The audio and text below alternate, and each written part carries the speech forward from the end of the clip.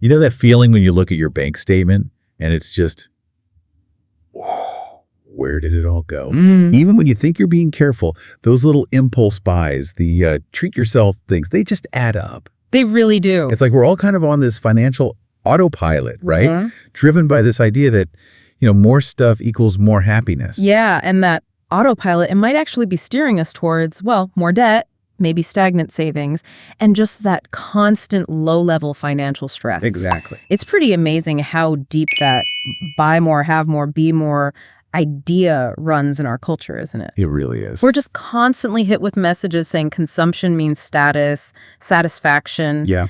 And like you said, the downside for our actual financial health is, well, it's pretty significant, which is why this idea of deliberately hitting pause on spending feels so relevant right now. Absolutely. And that's exactly what we're digging into today. You shared some really fascinating sources with us about the No Spend Challenge. Right. And we're going to unpack it all for you. Think of this as like your shortcut to understanding if this could actually be a game changer for your own finances. Precisely. A no-spend challenge, really, at its heart, it's a temporary thing. But it's a very conscious decision to stop non-essential spending. Temporary, okay. Yeah, it's not just about, saving a few bucks here and there. It's more strategic. It's about really seeing your habits clearly and ultimately getting more control, like a financial reset button. A reset button, I like that. And the timing. Wow, it couldn't feel more relevant, could it? Tell me about it. Here we are, early 2025, still dealing with, rising costs. And everything's so easy now. Online shopping, buy now, pay later, BNPL. Oh, yeah, frictionless spending. That makes it so easy to spend without even really feeling it. And a lot of people are seeing credit card debt creep up, savings looking a bit shaky. So yeah, a no-spend challenge isn't just some like quirky trend. It feels really practical, a way to take charge, understand what's driving those decisions. And if you connect that to the bigger picture, the economy, plus how easy digital spending is, it creates this pressure cooker for our finances. Right. So taking that deliberate step back, which a no-spend challenge forces you to do, lets you tackle the immediate pressures, sure, but also maybe understand the deeper psychology behind why we spend. Okay, so what's the plan for this deep dive? What are we going to cover? Well, we'll look at the roots of this, spend-happy culture. Okay. Then really nail down what no-spend challenges are, and importantly, what they aren't. Good point. We'll explore the benefits, the surprising upsides of hitting pause. How to actually do one step by step. Yep, planning and execution. And of course, we have to touch on the potential challenges, the bumps in the road. Gotcha. So what's the mission here? What do we want people to walk away with? Our goal really is to give you the knowledge and hopefully some inspiration to decide if a no-spend challenge is the right tool for you right now. Okay. Informed confidence. I like it. Exactly. Feel ready to make that call. All right, let's rewind then. How did we even get here? To this world where just consuming feels almost automatic. Our sources trace this back quite a way. It's really fascinating when you think about how different our relationship with spending used to be. For millennia, it was barter, direct exchange. Goods for goods, services for services. Simple. Then currency came along, simplified things, but still, spending was tied to having the actual physical money. For most of history, if you didn't have the cash. No deal. Exactly. The transaction just didn't happen. Very direct. But then, the 20th century, things really shifted. Especially after World War II, right? Oh, big time. You had the economic boom, more disposable income, mass production making goods way more accessible. But the real game changer, consumer credit. The credit card. Absolutely. Mid-20th century, cards like Diners Club, Amex, Visa start appearing.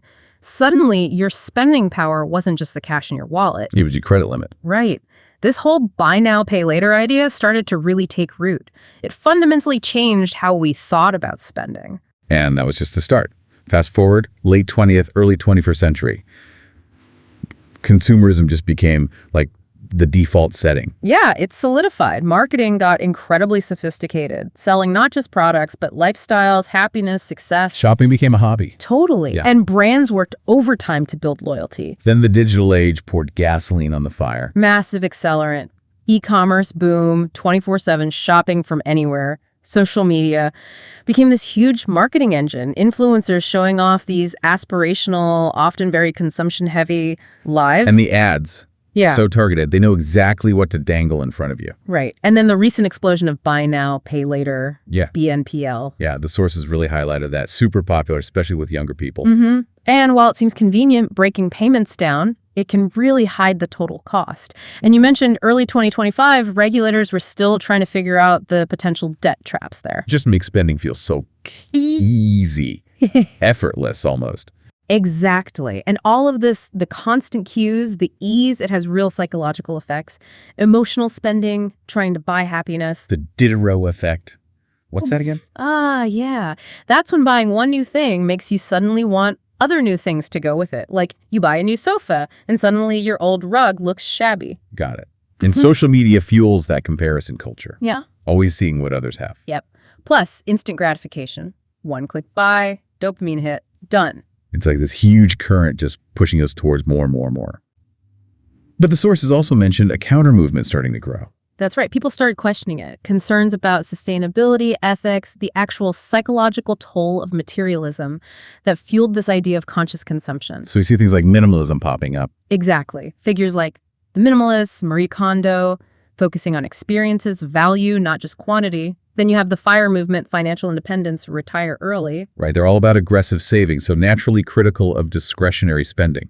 And then there's anti-consumerism, ethical consumption people wanting sustainable goods, fair labor, or just deciding to consume less. Plus, a big rise in financial literacy education. Personal finance influencers, blogs, YouTube, TikTok. Exactly. People teaching others how to manage money.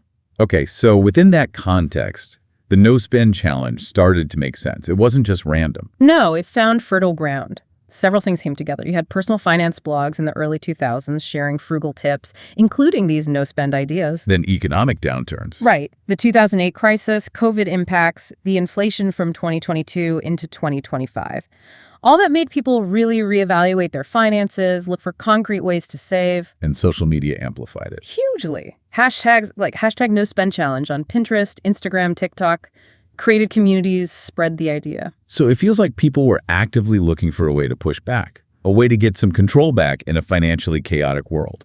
I think so. It's a direct response to that pervasive consumer culture. It's a practical tool for financial well-being, simplicity, conscious living. It acknowledges how powerful our spending habits are. And offers a structured way to break free, even just for a bit, to get some perspective. It's for people who feel like their spending runs their life, not the other way around. Okay, so that sets the scene. We get the culture of spending. Now let's get super specific.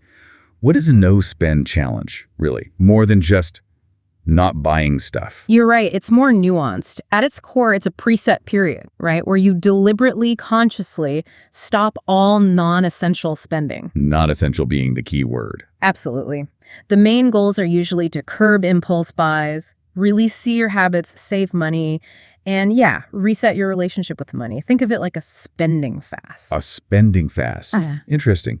To become more aware of where the money goes, challenge those automatic buys. Exactly, things we do without thinking. But it's also crucial, as the sources stressed, to know what it isn't. Right. Not total deprivation. Usually not, no. Most people allow for essentials. Yeah. And it's not meant to be permanent, usually. It's a temporary tool. And not a punishment. That's important. Definitely not. That mindset kills it. It should feel empowering, like an experiment in resourcefulness, mindful living. Okay. And it's not a magic fix for deep financial problems on its own? No, it's part of a bigger picture, potentially. But what's great is how flexible it is. You can tailor it to your own situation, your goals. And that flexibility shows up in the different types of challenges, right? Starting with how long they last. Yeah, there's a whole spectrum. You could start super small. A no-spend day or a weekend. Good entry point for beginners. See those immediate triggers like weekend boredom spending. Exactly. Then maybe a no-spend week. Lets you see patterns in your weekly routine, weekday lunches maybe, midweek impulse buys. And the month seems really common. The no-spend month. Very popular. It's often long enough to actually break habits, see some decent savings pile up, and really feel the effects of limiting spending. Forces you to confront those regular non-essentials. And for bigger goals, longer challenges. Yep. A quarter, 90 days, even a full year. More intense, obviously, usually tied to specific, significant goals. And the sources mention that low buy year trend too. Ah, right. Less strict than no buy. Yeah, maybe restricting certain categories or only buying replacements for things that wear out, more sustainable long-term for some. Okay, so duration is one dimension. The other is the scope, what you actually stop buying. Right. You could go for a total no spend, aside from absolute essentials, or maybe less daunting, a categorical no spend. So targeting specific problem areas, like eating out, clothes, subscriptions. Exactly. Focus on your biggest spending weakness. A no eating out challenge hits restaurant and takeout costs. A no new clothes challenge tackles fast fashion habits. Or you could mix and match, a hybrid approach. Yep, combine duration and scope to make it fit your needs. Makes sense. But this all hinges on defining essential versus non-essential, doesn't it? The sources really hammered home how personal this is and how honest you have to be. Absolutely critical. There's no single right list. What's essential for me might be a luxury for you. The key is aligning your definitions with your why for doing the challenge. So what are some common examples? What usually counts as essential? Typically things like housing rent or mortgage, utilities, essential internet, basic phone, groceries, but maybe with a budget cap, Right. essential transport for work or errands, insurance, minimum debt payments, that's important, medications, basic toiletries, Okay. And non-essentials, what usually falls in that bucket. dining out, takeout, new clothes, accessories, unless absolutely necessary, paid entertainment, movies, concerts, most subscriptions, hobby costs, alcohol, gifts often, home decor, convenience buys that extra coffee, snacks on the go. But then you hit those gray areas we talked about. Gifts for occasions, unexpected repairs, social stuff, things you already paid for. And that's where the art of defining your rules comes in, as the sources put it. You have to think about these things before you start. Plan ahead. Like if a birthday falls in your no-spend month. Exactly. How will you handle it? Allow a small, preset gift budget. Opt for a homemade card or a free activity. Decide up front to avoid confusion or justifying things later. So it's not just blindly cutting. It's deliberate, thoughtful, understanding your spending for this specific period. Which brings us back to the why. What really drives people to do this? The motivations are really diverse, but they usually circle back to wanting more control and awareness. Like breaking bad habits, that daily coffee, mindless online browsing. Definitely. Or identifying triggers, situations, emotions, ads that make you spend. Saving for a big goal is huge. Yeah. Paying down debt faster. Becoming more mindful, intentional with money. Questioning purchases. Yes. Reducing clutter, waste. Discovering free, fun things to do. And boosting financial confidence, proving to yourself you can manage your spending. It's like a personal finance experiment, really. Stepping off the consumer treadmill to observe, learn, recalibrate your relationship with money. Exactly. Realizing a fulfilling life isn't necessarily tied to how much stuff you own. Okay, so we get what it is, the types, the motivations. Now let's talk impact. What actually happens when you hit pause? What are the real benefits people see? This is where it gets interesting, because it often goes way beyond just the money. The transformations can be pretty profound: mindset, habits, your whole approach. The sources break benefits down into a few key areas. Let's start with the obvious one. The financial wins. Increased savings seems like the headline, right? Absolutely. It's often the most immediate and measurable benefit. By cutting out non-essentials, people can save a surprising amount pretty quickly. Like how much, potentially? Well, the sources suggest people doing a no-spend month might save, say, 15–20% of what they'd normally spend on non-essentials. Think about daily coffees, lunches out, impulse buys, it adds up fast. Yeah, you don't realize until you stop. And even with inflation like we've seen recently, those savings can make a real difference to a budget. And that saved money can then go towards other goals, like paying down debt faster. Exactly. Redirect that cash to high-interest debt. You pay down the principal faster and save a ton on interest over time. Really speeds up becoming debt-free. Beyond saving in debt, it sounds like doing this sharpens your budgeting skills too. For sure.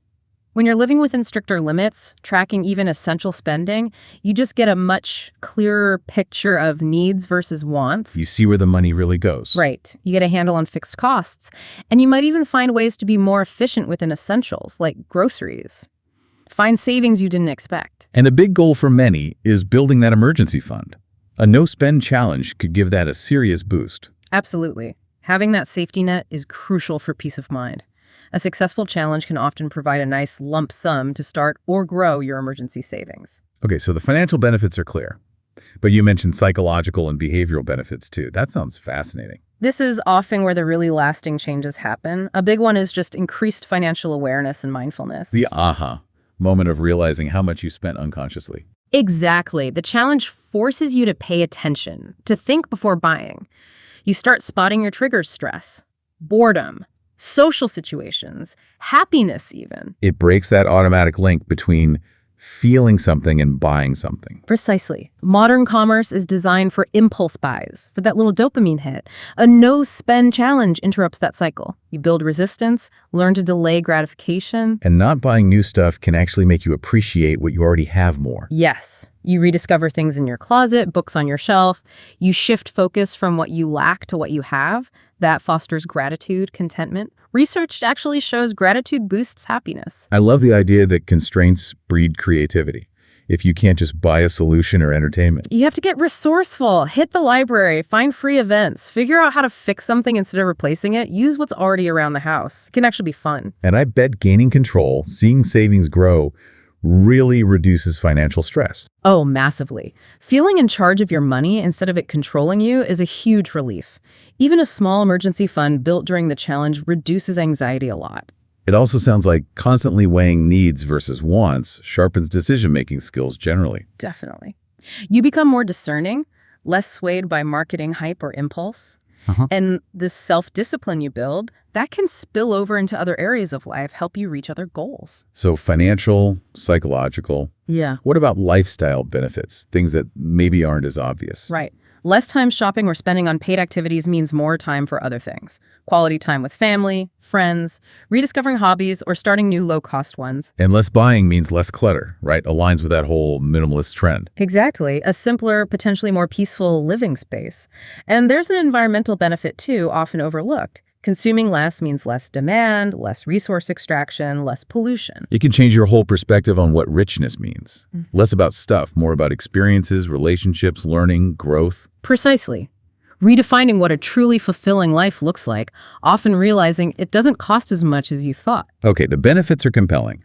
But how do you actually plan and pull off a successful no-spend challenge? Yeah. Sounds like preparation is everything. You absolutely nailed it. Like building anything solid, the foundation is key.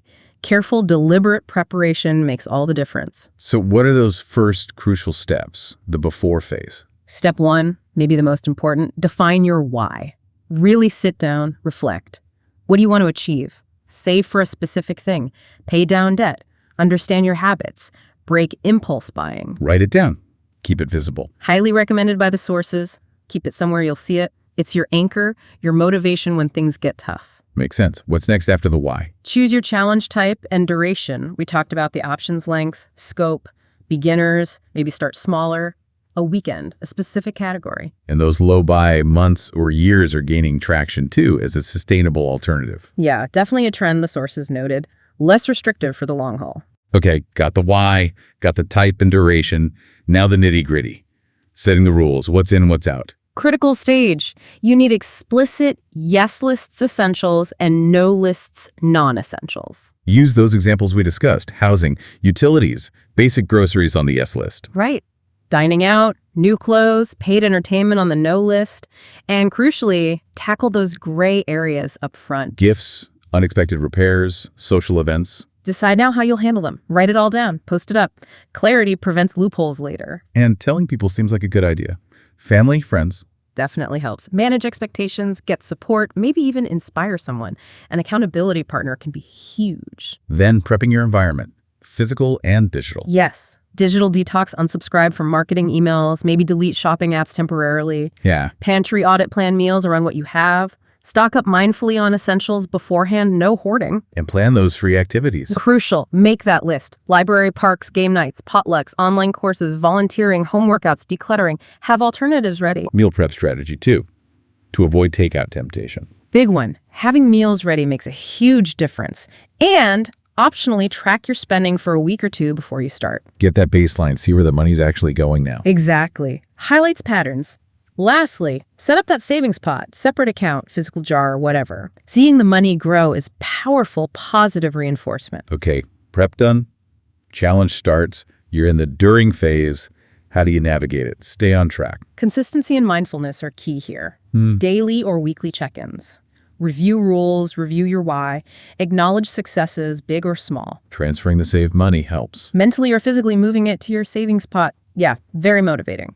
Keep tracking essential spending too, maintains awareness. And journaling. Sounds helpful for processing things. Incredibly useful. Document temptations, emotions, how you handled things, what you're learning about triggers, what you're grateful for. And actually do those free activities you planned. Yes. Actively use that list, explore your community, and when temptation hits, use the 24-hour rule. Wait a day before buying. Or longer. Often the urge just fades. Try to figure out the need behind the want. Is there another way to meet that need without spending? What if you slip up? Make a non-essential buy. It happens. Don't beat yourself up or quit. Acknowledge it, learn from it, recommit immediately, get back on track. One slip doesn't ruin everything. Social pressure. Communicate politely but firmly. Suggest free alternatives. Real friends will understand. And focus on abundance, not scarcity. What are you gaining? Control, savings, skills, not just what you're giving up. Okay, challenge complete. You made it through. What happens after? How do you make the changes stick? This after phase is crucial. Don't just snap back. First, review and reflect. Seriously, how much did you save? What did you learn about habits, triggers? What was easy, hard? Which free activities did you actually enjoy? What stuff did you not miss? That reflection sounds key to identifying long-term changes. Absolutely. Then reintegrate spending mindfully. Watch out for rebound splurging. Buying everything you denied yourself. Yeah, resist that urge. Make a list of things you wanted, wait longer, prioritize within a conscious budget, maybe transition to a low buy period. Use the insights to create a new values-aligned budget. Exactly. Incorporate changes. Maybe less eating out means more for travel or savings.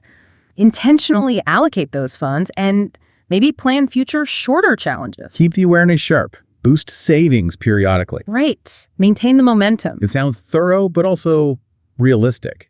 Which brings up potential challenges or criticisms. It's not always easy. Absolutely not. It's important to be realistic. No spend challenges have hurdles. They aren't a perfect fit for everyone or every situation. Is it just too restrictive, unsustainable long-term? That's a fair concern. A strict, long challenge isn't usually meant to be permanent. It's a short-term reset to learn. Low buy is often more sustainable. The intensity of a short challenge helps break through awareness barriers. And that rebound effect or revenge spending we mentioned, that's a real risk. It definitely is. That's why the after-phase review, reflection, mindful reintegration is so vital. Need a plan for reentry, incorporating wants thoughtfully into a budget. What about feeling socially isolated? FOMO.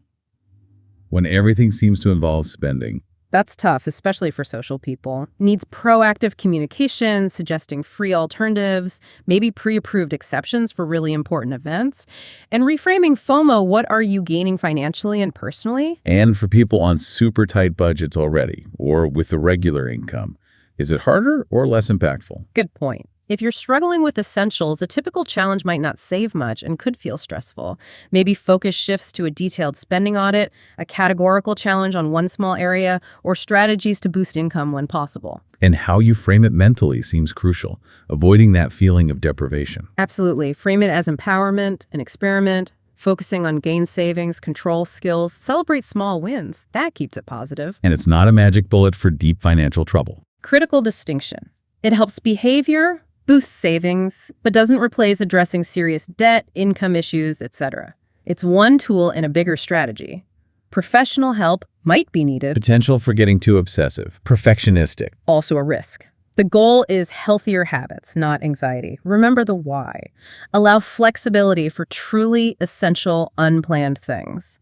If it's causing too much stress, reassess the approach, maybe loosen the rules slightly. The sources even touched on impact on small businesses if everyone did it. Interesting thought, but individual challenges unlikely to have a huge impact. People often shift spending, not eliminate it entirely. Some make exceptions for local businesses or support them afterwards. And finally, it just takes time and effort to plan and do. It does, but like anything worthwhile, the potential rewards often justify the initial effort.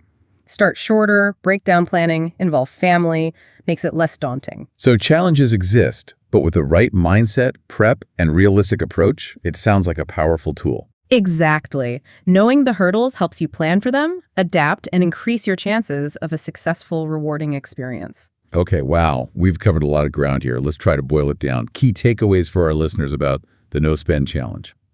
I think the core thing is seeing it as a really effective tool for hitting financial reset.